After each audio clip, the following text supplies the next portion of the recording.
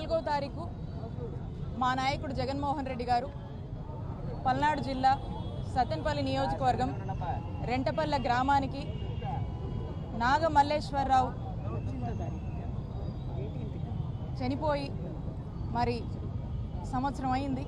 ఆ కుటుంబాన్ని పరామర్శిద్దామని చెప్పేసి, ఆ కుటుంబానికి భరోసానిద్దామని చెప్పి మరి రెంటపాలకి మా నాయకుడు జగన్మోహన్ రెడ్డి గారు పర్యటించడం జరిగింది.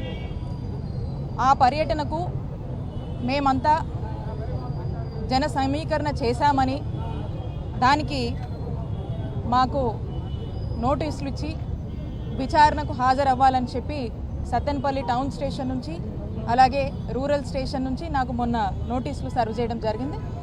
ఆ విచారణకు మరి ఈరోజు నేను ఇక్కడ హాజరు కావడం జరిగింది. రాంబాబు గారు కూడా ఇక్కడ రావటం జరిగింది. మరి ఈరోజు ఆ విచారణకు సంబంధించి మీరు జగన్మోహన్ రెడ్డి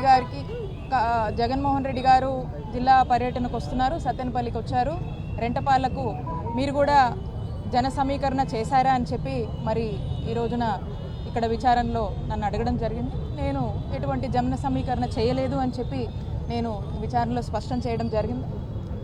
అలాగే ఇక్కడ మీరేమన్నా ఏర్పాట్లకు సంబంధించి డీజేలు అవి ఏమన్నా ఏర్పాటు చేశారు మీరు అని చెప్పేసి దాంట్లో వాళ్ళు అడగడం జరిగింది. ఇవన్నీ నేను ఏమి ఏర్పాటు చేయలేదండి.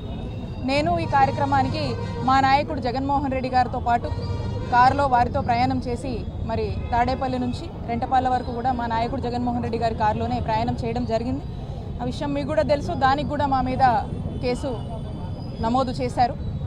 ఆ విషయంలో కూడా ఈ ప్రశ్నలన్నీ అడగడము, వాటికి నేను సమాధానం ఇవ్వడం జరిగింది. అయితే ఒకటి మనం గ్రహించాల్సినటువంటి అవసరం ఉంది. మా నాయకుడు జగన్మోహన్ రెడ్డి గారు జిల్లాకి వస్తున్నారంటే, ఆ నియోజకవర్గానికి ఎక్కడికైతే ఏ గ్రామానికైతే వస్తున్నారో ఆ విషయం తెలిస్తే చాలు. జనానికి ఏం మనం ప్రత్యేకించి మనం ఏమీ పిలవాల్సినటువంటి అవసరం లేదు. జగన్మోహన్ రెడ్డి గారు అంటేనే జనం అండి.